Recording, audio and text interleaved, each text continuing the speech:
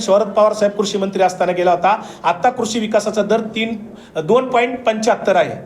1% कृषी विकासाचा दर आता खाली घसरलेला आहे. देशावरचं कर्ज 2014ला किती होतं ते पहा, महाराष्ट्रावरचं 2014चं कर्ज किती होतं ते पहा, आणि आता किती आहे ते पहा. कर्ज तुम्हाला सांगतो जवळपास 50 पटीने कर्ज वाढलेले आहे. त्यामुळे कर्जबाजारी केंद्र सरकार सुद्धा झाले, कर्जबाजारी राज्य सरकार सुद्धा झालेलं आहे. हा पैसा गेला कुठे? या देशातलं बुलेट ट्रेन ही लोकांची मागणी नाही आहे, मेट्रो ही लोकांची मागणी नाही आहे. लोकांना एसटी पाहिजे, गाव तिथं एसटी पाहिजे. एसटी महामंडळामध्ये एसट्या नवीन आणल्या का? मेट्रोसाठी 12,000 कोटी रुपये तुम्ही खर्च करता. आमचा मेट्रोला विरोध नाही आहे, परंतु प्रायोरिटी कसली असली पाहिजे? आज गाव तिथे शाळा, गाव तिथे एसटी, हे जे सूत्र आमचं जुन्या काळातलं होतं, आज कुठे गावात लालपरी आज कमी झाली.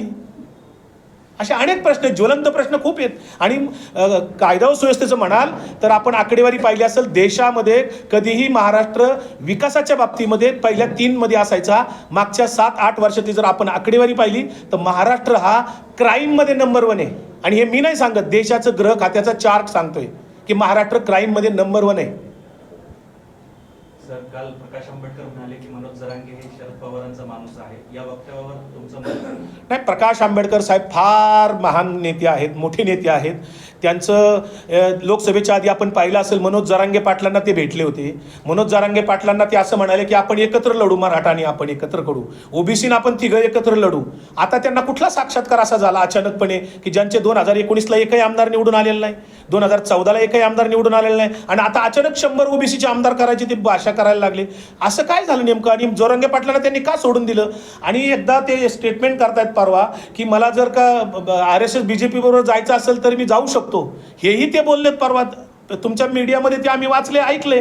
दुसरं ते काय बोललेत परवा की आमच्याकडे फॉर्म्युला आहे मराठा आरक्षणाचा, पण आम्हाला सत्ता द्या मग आम्ही सांगतो. हे लहान मुलासारखं झालं, मी तुला चॉकलेट देतो म्हणजे मग मी तुला असं कर. हे काय प्रकार आहे? तुम्ही जर विद्वान आहात, तुमच्याकडे जर सोल्युशन असेल जनहितासाठी तुम्ही मांडा ना, की असं अशा पद्धतीने आरक्षण देता येऊ शकतं. तुम्ही लपून का ठेवताय? असे अनेक मुद्दे प्रकाश आंबेडकर साहेबांनी स्वतःच उपस्थित केलेले आहेत. आम्ही त्यांच्याबद्दल पूर्ण आदर बाळगतो, परंतु त्यांनी जातीवाद या राज्यात वाढणार नाही याची काळजी घ्यावी. औरंगाबाद शहरामध्ये त्यांची आरक्षण बचाव यात्रेचा समारोह, त्याच्याकडे कशा दृष्टीने पाहता?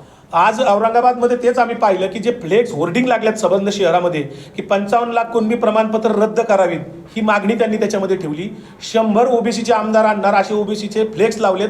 हा काय प्रकार आहे? हा म्हणजे महाराष्ट्राच्या सुसंस्कृत राजकारणामध्ये असं कधीही ऐकायला मिळालं नाही. कुणीही अशा पद्धतीची भाषा केलेली नाही. आणि सेक्युलर म्हणणाऱ्या प्रकाश आंबेडकर साहेबांनी, जे शिवशाहू फुले आंबेडकरांचा विचार मानतात, त्यांनी अशी जातीवाचक बोलणं कशा? आता कुणबी प्रमाणपत्र हे घटनेने दिलेलं आहे. कुणबी प्रमाणपत्र हे सरकार देत नाही, त्याला मागासवर्ग आयोगाने मान्यता दिली आहे, ती कालेलकर आयोगापासून आहे. कुणबी प्रमाणपत्र ही मंडल आयोगामध्ये आलेली आहेत. 94 साली अंमलबजावणी झाल्यानंतर त्याच्यात आलेली आहेत. ज्याला पुरावा देता येतोय त्याला कुणबी प्रमाणपत्र मिळालेली आहेत, आणि ती विदर्भात मिळाली आहेत, उत्तर महाराष्ट्रात मिळाली आहेत, कोकणात मिळाली आहेत. मग ही सगळी असंविधानिक आहेत का? घटनाबाह्य कुणबी प्रमाणपत्र आहेत का? ती कशाच्या आधारावर आंबेडकर साहेब म्हणतात की ती आम्ही रद्द करा म्हणून 55 लाख कुणबी प्रमाणपत्र? हे न कळण्या इतकं म्हणजे आम्ही बी वेडे नाही आहेत, पण केवळ जातीवाद वाढवायचा आहे, कुठंतरी ओबीसी मराठा वाद आणखी वाढवायचा आहे. हे याच्यातनं सूत्र. आणि मला असं वाटतं प्रकाश आंबेडकर साहेब ही भाजपाची भाषा बोलतायत. ग्रामीण भागात असो की शहरात पिण्यासाठी पाणी नाहीये. केंद्र सरकार हर घर नल योजना 4 कोटी नळ कनेक्शन देणार आहे. गावात पाणी नाहीये, म्हणजे ही योजना फसवी आहे. हर घर जल योजनेच्या बाबतीमध्ये भ्रष्टाचाराची प्रकरणं खूप वेगवेगळ्या जिल्ह्यामध्ये आम्ही ऐकतोय की ज्या योजनाच्या योजनेच्या नावाखाली सुरू आहेत प्रत्येक जिल्ह्यामध्ये, कुठलीही योजना अद्यापपर्यंत पूर्ण झाल्याचं आम्हाला एकाही जिल्ह्यात कोणी म्हणत नाहीये. सगळीकडे अर्धवट स्थितीत आहे. कॉन्ट्रॅक्टर एक विशिष्ट नेमलेले आहेत. गुजरातचा एक कोणतरी मोठा कॉन्ट्रॅक्टर आहे, तो ते पाईप सप्लायर करतोय वगैरे. ते जलजीवन मिशन योजनेमध्ये प्रचंड भ्रष्टाचार फक्त त्याच्यात आहे. कुठेही योजना मिळालेली नाही. हर घर नळ, हर घर तिरंगा, हर घर आमकं, हे फक्त केंद्र सरकारच्या लाडक्या योजना आहेत. कुठलीही योजना अद्यापपर्यंत पूर्ण झाली. त्यांनी 100 स्मार्ट सिटी करू म्हणले होते, एकही स्मार्ट सिटी या देशात झाली नाही. कुठलीही योजना केंद्र सरकारने पूर्ण केली हे सांगावं त्यांनी. सर, मगाचाच प्रश्न होता. मग आता आपण मगाशी सांगितलं की मनोज जरांगे यांच्या पाठीमागे शरद पवार असं प्रकाश आंबेडकर म्हणताय, तर तुम्ही आता म्हणलात की प्रकाश आंबेडकर ही भाजपची भाषा बोलताय. त्याच्या आरक्षण बचाव यात्रेच्या मागे भाजपच आहे नाही, प्रश्नच नाही. मुळातच भाजपानेच ओबीसीच्या छगन भुजबळांच्या माध्यमातून अनेक मेळावे घेतले. छगन भुजबळ साहेबांनी संविधानाची मंत्रिपदाची शपथ घेऊन अशा पद्धतीने कशी विधानं ते करू शकतात? आणि जसं आता जयदेवांना गायकवाड म्हणाले की ओबीसीच्या आरक्षणाला धक्का लागलेलाच नाही, अजून लागला तर कोर्टात जाता येईल आपल्याला. अजून निर्णयच काही झालेला नाही. कशाच्या आधारे? न्यायालयाने एससी प्रवर्गाचं वर्गीकरण करण्याचा प्रयत्न म्हणजे झालाय, म्हणजे निर्णय दिलाय, तर त्याकडे तुम्ही कसं बघता? त्याच्यामध्ये काही केंद्र सरकारचा हस्तक्षेप व्हावा का? याच्यामध्ये जयदेवांना आमचे त्यातले अभ्यासक आहेत, ते स्वतः लॉयर आहेत आणि सामाजिक न्याय विभाग याचं ते कामही करतात. नाही, त्यात तो न्यायालयाचा जो निकाल आलेला आहे तो निकाल फार मोठा आहे, 565 पानाचा आहे तो. अजून खरं म्हणजे त्याचा आम्ही अभ्यास करत आहोत. पण एक गोष्ट निश्चित आपण लक्षात ठेवली पाहिजे की न्यायालयाचे जे निकाल असतात त्याच्यावर कोणी घाईगर्दीने मतं देऊ नयेत. एक मात्र खरं आहे की सर्वोच्च न्यायालयाने जे वर्गीकरण अंतर्गत वर्गीकरण किंवा कोटा अंतर्गत कोटा ठरवण्याचा जो काही निर्णय केलेला आहे त्या निर्णयाबद्दल काही लोक भावनात्मक अंगाने त्याला प्रतिक्रिया देत आहेत. हे काही बरोबर नाही.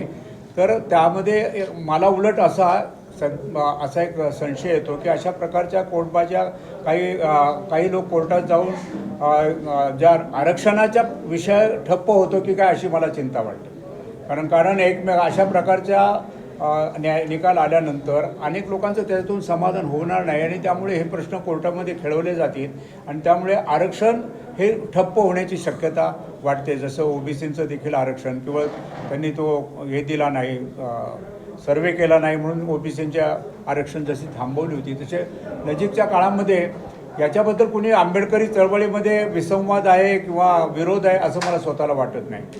मात्र एक गोष्ट अजूनही स्पष्ट होत नाही आणि ती म्हणजे अशी की त्यांनी कोटा अंतर्गत कोटा ठरवण्यासाठी राज्याला जबाबदारी दिली आहे आणि राज्य हे ज्या पद्धतीने राजकीय पक्ष काम करतात त्यामुळं अनेक ज्याला काय म्हणतात की अशा प्रकारचे जर काही त्यांनी भूमिका किंवा अशा प्रकारचे काही निर्णय केले की ज्याच्यामधून वाद होतील तर त्यामुळे हे कोर्टात जातील एवढंच. सर, तुम्ही आता जे म्हणालात की लाडकी बहीण योजना जी काही आली आहे ती महिलांना लाचार करण्यासाठी आली आहे का? तुमचा या योजनेला लाचार म्हणून असा तुम्ही आता उल्लेख केलेला आहे, याच्यावर भूमिका स्पष्ट करा. नाही, खरं तर महिलांचं स्वप्न वेगळी आहेत, महिलांच्या मागण्या वेगळ्या आहेत. महिलांना स्वस्तात गॅस मिळायला पाहिजे. त्यांच्या कुटुंबातला जो लाडका भाऊ आहे सरकारला वाटत नाही का तो त्याच्या पेट्रोलचं रोज त्याच्यातनं टॅक्स किती गोळा करतात. आजच आमच्या महाविकास आघाडीच्या इंडिया आघाडीच्या खासदारांनी ज्या दिल्लीमध्ये आंदोलन केलं काल, मेडिक्लेम पॉलिसीवर 18% GST लावते गव्हर्नमेंट आणि त्याच्यावर 24,000 कोटी रुपये केंद्राने गोळा केलेत. त्याच पद्धतीनं राज्यामध्ये शेतीमालाच्या संदर्भामध्ये काही भाव मिळत नाही आहे किंवा शेती खतं औषधे याच्यावर GST लावलेला आहे. म्हणजे शेतकऱ्याच्या कुटुंबातनं किंवा त्या महिलेच्या कुटुंबातनं वेगवेगळ्या मार्गाने दर महिन्याला 15,000, 20,000, 25,000, 30,000 रुपये काढले जात आहेत आणि 1,500 रुपये देत आहेत. म्हणजे देवीचंच घेऊन देवीला वळायचा हा प्रकार आहे. आणि या पद्धतीने सरकार त्यांना काय रांगेत उभं करतंय, फॉर्म भरा, ही माहिती भरा, द्यायचंय तुम्हाला तर देऊन टाका ना सरसकट. आणि 1,500 रुपयात नेमकं काय होणार आहे? ती योजना चांगली आहे आमचं म्हणणे, पण काहीतरी सक्षम होण्यासाठी त्यांना द्या ना. 1,500 रुपयात ती महिला सक्षम होणार आहे का? तिला काय त्याच्यातनं तिच्या मुलाची फी भागणार आहे का? तिच्या शाळेतला मुलगा जो आहे दप्तर तिचं येईल का 1,500 रुपयात? कुठलं काम होईल 1,500 रुपयात? हा आमचा सवाल आहे. महिला त्याच्यामध्ये आता काही रांगेला लागल्यात करतील, किती महिलांना मिळेल किती नाही ते कालांतराने आपल्याला कळेल. 25 वर्ष तुमच्या पक्षाचा उपमुख्यमंत्री, 5 वेळा तुमच्या पक्षाचा मुख्यमंत्री, इतकी मोठी दरी वाढलेली आहे याची बीज तुमच्या कार्यकाळापासून पण सुरुवात झालेली आहे. आज अचानक तुम्ही टार्गेट करताय सत्ताधाऱ्यांना. कुठेतरी वाटत नाही का तुम्ही चुकलात म्हणून त्याचा फायदा यांनी उचलला? कुठला चुकला उदाहरण द्या. बेरोजगारी वाढलेली आहे. हा, बेरोजगारीचं प्रमाण जर आपण पाहिलं, आत्महत्या वाढलेल्या आहेत. त्याचं सगळ्यात जास्त आत्महत्या झालेल्या आहेत. 2.5 वर्ष तुमचं सरकार होतं, तुम्ही फक्त 5 रुपयेच कमी केले पेट्रोलचे. 110 वरून 105 वर आणलं तुम्ही. 2.5 वर्ष महाविकास आघाडीमध्ये तुम्ही होतात तेव्हा. त्याच्यावर तुम्ही कसं बघताय? पेट्रोल डिझेल जे आहे हे केंद्र सरकारच्या निर्णयाचा विषय आहे. राज्य सरकार महाविकास आघाडीचं आमचं जेव्हा होतं तेव्हा आमचे जवळपास 1.5 ते 2 वर्षे लॉकडाऊन, कोरोना, लोकांना जगावण्याचे प्रश्न होते. आमच्या राजेश टोपे साहेबांनी जे आरोग्य खात्याचं काम केलंय, मुख्यमंत्री उद्धव ठाकरेंनी जे काम त्या काळामध्ये सरकारने केले हे कुणीही नाकारू शकत नाही. केंद्र सरकार भाजपाचं होतं तरीसुद्धा महाराष्ट्राने कोरोनामध्ये चांगलं काम केलं. चांगले मुख्यमंत्री म्हणून त्याच सरकारने केंद्रातल्या नावाजलेलं आहे, हे आपण विसरता कामा नये. मुद्दा असा आहे की 2.5 वर्षामध्ये जर 1.5-2 वर्ष कोरोनामध्ये गेले असतील तर शेतकऱ्यांना आणि बाकीच्या सगळ्या लोकांना न्याय देण्याचा प्रयत्न त्या ठिकाणी झाला. परंतु लोक जगवणं, लोकांना आरोग्याची सेवा देणं हे तो काळ महत्त्वाचा होता. लॉकडाऊन बराचसा काळ त्याच्यात आपला गेलेला आहे.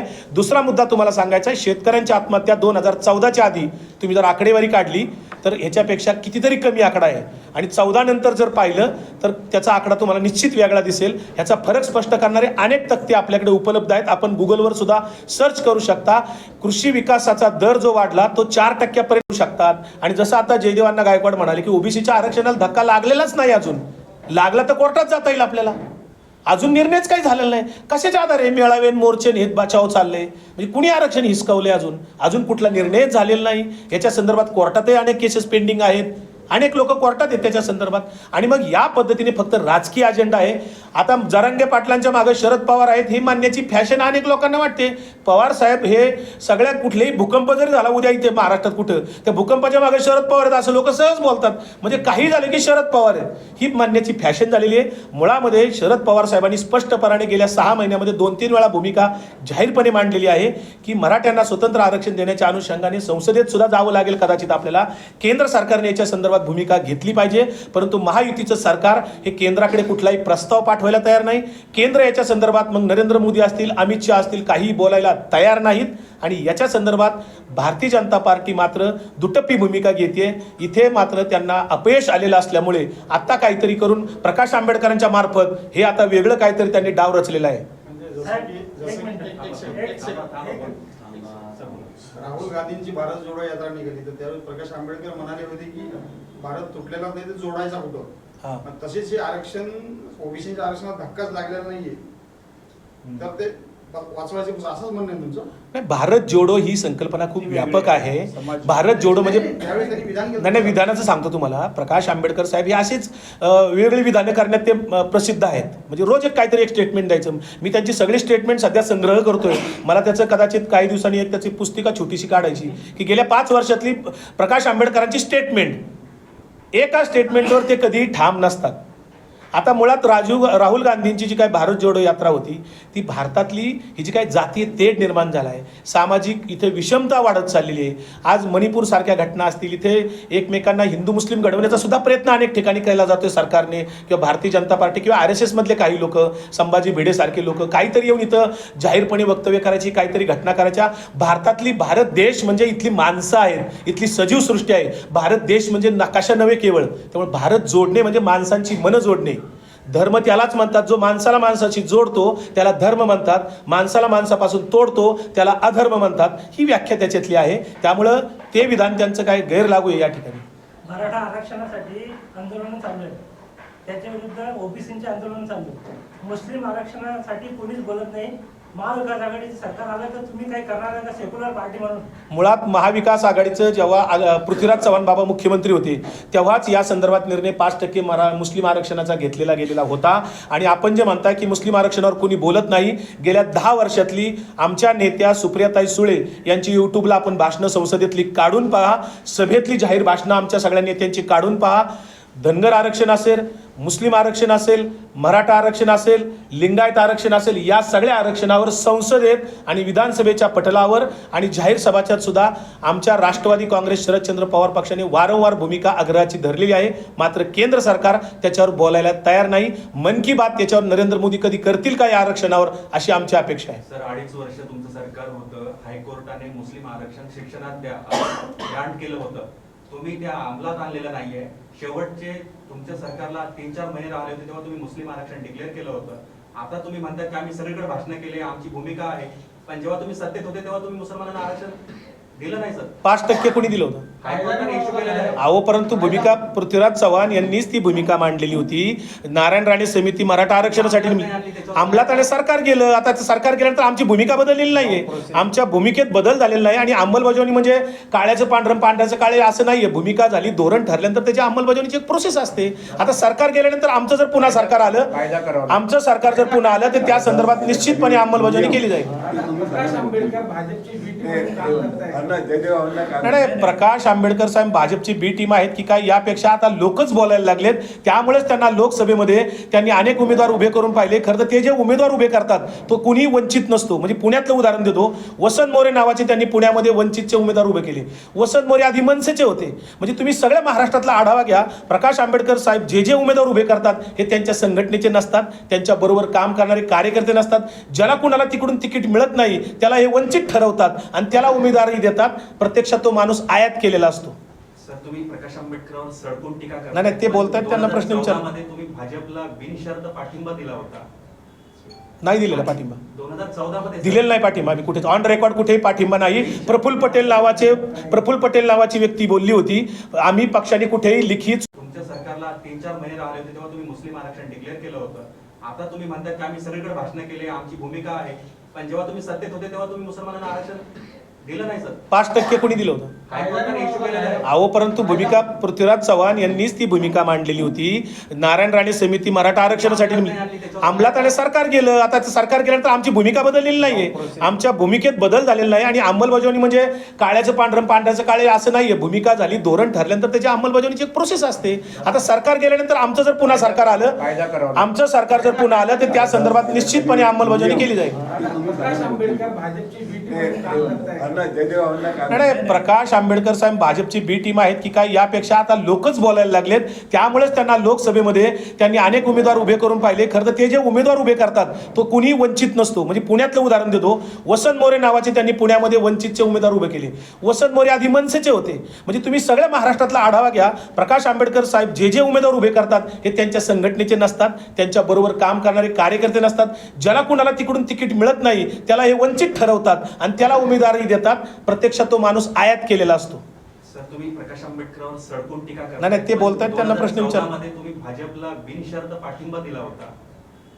नाही दिलेला पाठिंबा, 2014 मध्ये दिलेला नाही पाठिंबा. आम्ही कुठे ऑन रेकॉर्ड कुठेही पाठिंबा नाही. प्रफुल्ल पटेल नावाची व्यक्ती बोलली होती, आम्ही पक्षाने कुठेही लिखित स्वरूपात जाहीरपणाने रेकॉर्डवर कुठेही पाठिंबा दिलेला नाही. त्यावेळेस आमचे विरोधी पक्षनेते धनंजय मुंडे म्हणून तिथं सभागृहात आम्ही रोज काम केलेलं आहे. फडणवीस सरकारच्या संबंधामध्ये 2014 पासून 19 पर्यंत जर आपण पाहिलं तर आमच्या पक्षाने तिथं विरोधाची भूमिका सातत्याने केलेली आहे. रस्त्यावर उतरून आंदोलन केली आहेत. भाजपच्या विरोधात आमच्या जाहीर सभा भूमिका आहे.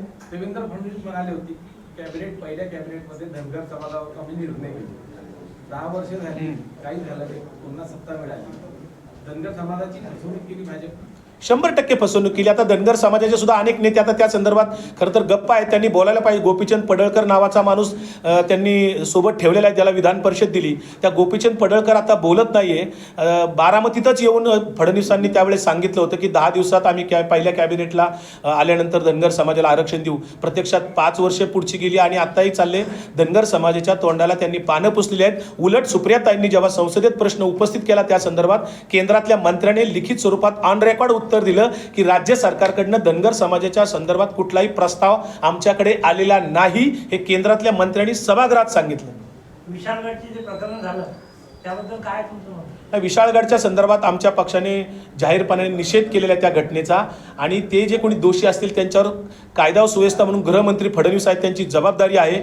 त्यांनी दोषींवर सरळ कारवाई करणं अपेक्षित आहे. सर, फॅक्ट फाइंडिंग कमिटीमध्ये विशाळगडाच्या प्रकरणामध्ये मुख्यमंत्री हेलिपॅडवर गेले, इथे थांबले, पण विशाळगड किंवा ते गजापूरला भेट दिली नाही. मुख्यमंत्री तिथून तसेच रिटर्न झाले.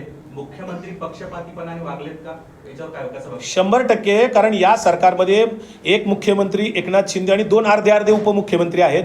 हे तिन्ही लोक त्या ठिकाणी बेजबाबदारपणे आपापल्या पद्धतीने ते तिघं चालवतात. म्हणजे उदाहरणार्थ तुम्हाला आता एकनाथ शिंदे, तुम्ही चांगला प्रश्न विचारला की एकनाथ शिंदेनी तिथं घटनेच्या ठिकाणी भेट देणं अपेक्षित होतं मुख्यमंत्री म्हणून, पण नाही गेले ते. अशा अनेक घटना आहेत की तिथं मुख्यमंत्र्यांनी जाऊन भेट देणं अपेक्षित होतं पण ते जात नाहीत. देवेंद्र फडणवीसांनी सुद्धा गृहमंत्री म्हणून तिथं भेट दिलेली नाही. त्या कुटुंबांना जिथं उद्ध्वस्त करण्याचा प्रयत्न केला मुस्लिम बांधवांच्या, त्यांना सुद्धा भेट दिली गेलेली नाही. उलट त्यांना मागणी तिथे आमच्या महाविकास आघाडीच्या लोकांनी जिल्हाधिकाऱ्यांना निवेदन दिलेलं आहे की या उद्ध्वस्त झालेल्या कुटुंबांना नुकसान भरपाई मिळावी अशी आमची मागणी आहे. परंतु हे सरकार करेल का नाही शंका आहे. धन्यवाद. दौरा सध्या करत आहोत. जवळपास 15 जिल्हे आम्ही करून आज मराठवाड्यातले छत्रपती संभाजीनगर किंवा तथा औरंगाबाद या दोन्ही नावाने मी घेतो मुद्दामून.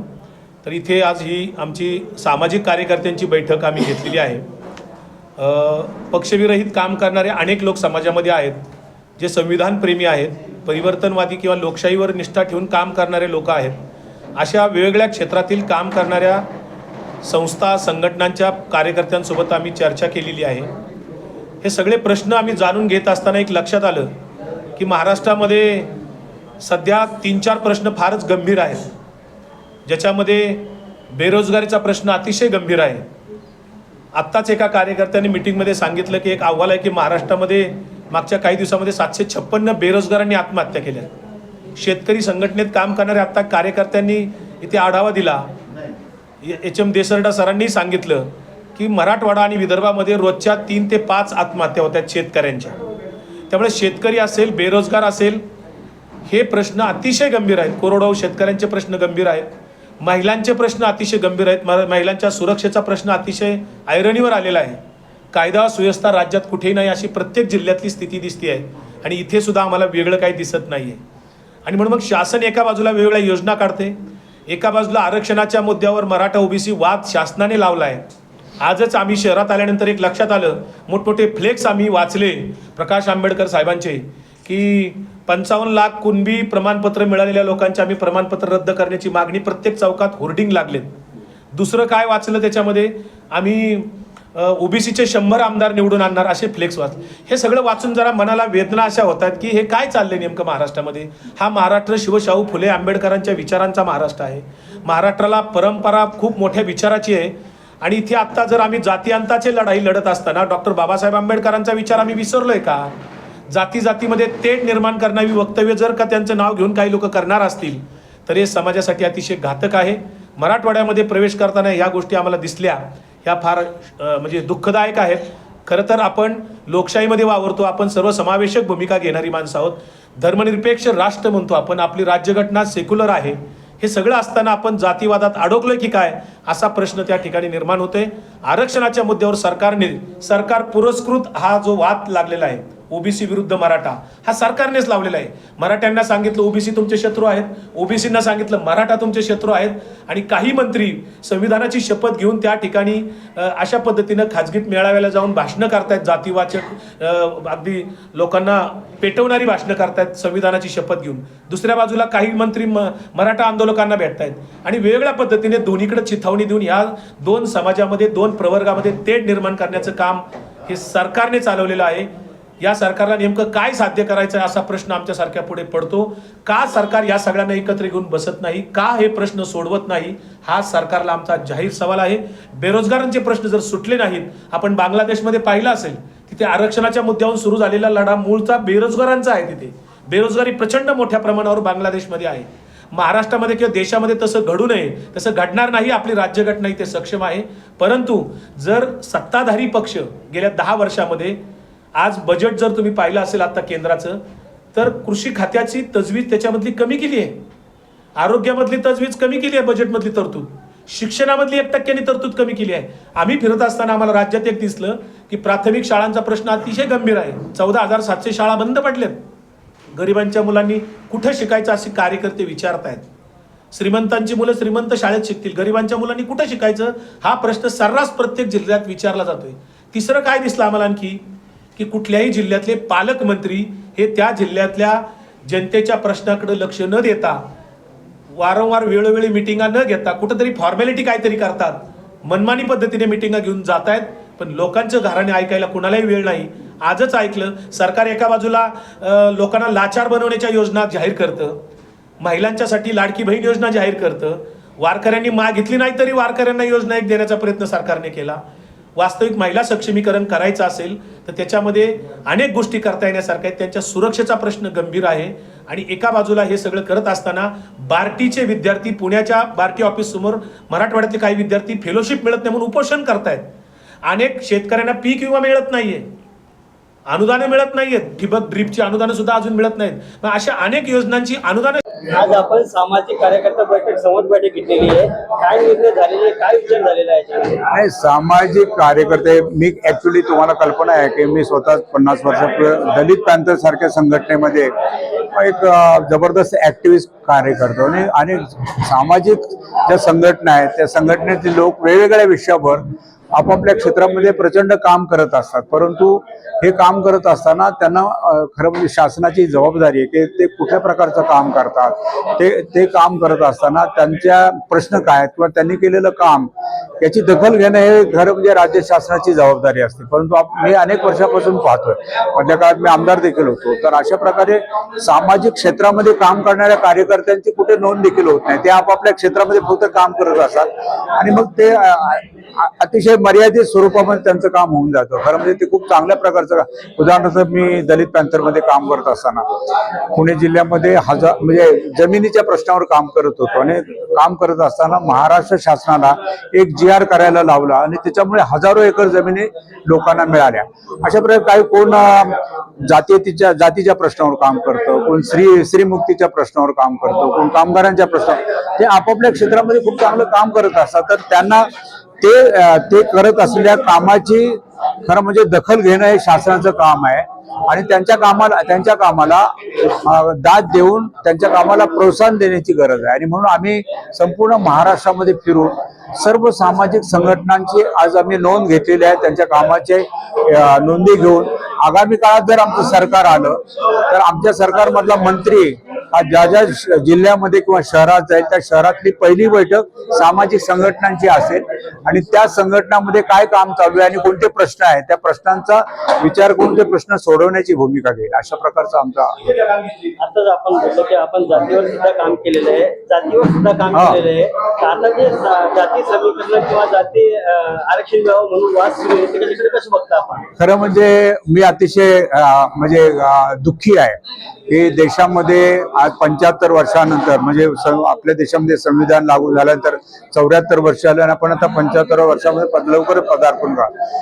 बाबासाहेब आंबेडकरांनी संकल्पना केल्या होत्या की या देशामधील जातीविहीन आणि वर्गविहीन समाज निर्माण होईल आणि जातींचा समाज आहे त्याच्यामध्ये प्रचंड विषमता आहे आणि ही विषमता नष्ट झाली पाहिजे असं बाबासाहेब आंबेडकरांचं ध्येय होतं.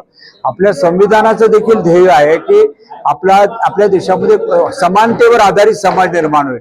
हे सर्व आपण संविधानामधल्या संकल्पनाचा जेव्हा आपण विचार करतो तेव्हा आता असं लक्षात येतं की काही लोक असे ज्या निर्णय प्रकारच्या ज्या चळवळी करत आहेत, उदाहरणार्थ अलीकडच्या काळामध्ये म्हणजे काही वर्षापासून आपल्या महाराष्ट्रामध्ये मराठा आंदोलन असे मराठा आरक्षणासाठी चळवळ सुरू.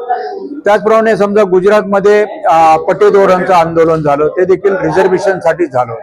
तुमच्या राजस्थानमध्ये देखील एक वेगळं आंदोलन रिझर्वेशनच्या साठी झालं. म्हणजे आता असं पाहायला मिळतं की ग्रामीण भारतामध्ये जे लोक शेतीमध्ये काम करत होते शेतकऱ्यांच्या असं लक्षात आलेलं आहे की आपण मागे पडलेलो आहे, तर आपली मुलं शिकू शकत नाहीत कारण शिक्षण हे फार महाग झालेलं आहे. आणि त्या दरम्यानच्या काळात बाबासाहेब आंबेडकरांनी जी संकल्पना केली होती की तुम्ही शिका, संघटित व्हा आणि संघर्ष करा, तेव्हा तळागाळातली मुलं देखील शिकून आता वर यायला लागली, चांगले साहेब व्हायला लागले, कोण कलेक्टर व्हायला लागले, क्लासरूम ऑफिसर व्हायला लागले किंवा क्लार्क व्हायला लागले आणि एका प्रशासनामध्ये चांगल्या प्रकारचं जबाबदाऱ्या पार पाडायला लागल्यानंतर अन्य वर्गाला देखील लक्षात आलं की अरे आपण तर फक्त शेतीमध्येच अडकून पडलेलो आहोत, तर त्यापेक्षा आपण देखील आपल्या मुलांना शिक्षण मिळालं पाहिजे. म्हणून मराठा समाजाला लक्षात आलं की आपण शिक्षणाच्या बाबतीत फार मागे पडलेलो आहेत, म्हणून त्यात चळवळी करताय. पण या चळवळी करत असताना आता मी मगाशी सांगितल्याप्रमाणे की जेव्हा मराठा समाज चळवळी आता जर त्यांना रिझर्वेशन पाहिजे असेल तर राज्यघटनेमध्ये अशी तरतूद आहे की फक्त ओबीसीना म्हणजे ओबीसीनाच फक्त रिझर्वेशन मिळू शकेल आणि मराठा हा तसा ओबीसी नाहीये. म्हणून अलीकडच्या काळामध्ये मराठा आम्ही कुणबी आहोत आणि आम्ही ओबीसी आहोत, म्हणून आम्हाला ओबीसी मध्ये रिझर्वेशन मिळाल्या पाहिजेत अशा प्रकारची त्यांनी मागणी केली. तर ती मागणी काही चुकीची आहे असं मला वाटत नाही. ओबीसी मराठा कुणबी असणाऱ्या लोकांना सरकारने यापूर्वी किंवा राज्यघटनेनेच त्याच्या प्रकारचे रिझर्वेशन दिलेलेच आहे. फक्त आता त्याच्यामध्ये निर्णय प्रकारचं राजकारण करायला काही लोक निघाले. मुलांना कदाचित जरांगे देखील जेव्हा आता म्हणतो की मला सर्रास मराठ्यांना आरक्षण पाहिजे, तर ते आरक्षणाचा खऱ्या अर्थाने जस्टिफिकेशन म्हणजे ते न्याय आहे हे ते सिद्ध करू शकत नाही. कारण ज्यांच्याकडे अनेक म्हणजे 50 एकर 100 एकर जमिनी आहेत त्यांना रिझर्वेशन देता येईल का? कोण मंत्री झालेले आहेत, आमदार आहेत, जिल्हा परिषदेमध्ये आहेत, राजकारणामध्ये सत्तेवर आहेत, अशा लोकांना आरक्षण मागता येणार नाही. तेव्हा अशा प्रकारे सरसकट आरक्षण कोणाला देता येत नाही आणि म्हणून ओबीसी त्यांना विरोध करतात. पण मला स्वतःला असं मत आहे की ओबीसीनी देखील विरोध करण्याची गरज नाही, कारण ओबीसीचं आरक्षण फिक्स झालेलं आहे आणि त्या आरक्षणाला त्यांना असं वाटतं की मराठ्यांना जर आरक्षण मिळालं तर ते ओबीसी मध्ये येतील आणि मग आमचं आरक्षण कमी होईल. तर या संदर्भामध्ये त्यांनी अशा प्रकारे चळवळी डायरेक्ट मराठ्यांच्या विरोधी चळवळी केल्यामुळे मराठा विरोधी ओबीसी अशा प्रकारचा संघर्ष उभा राहतोय. तो अतिशय देशाच्या लोकशाहीला घातक आहे.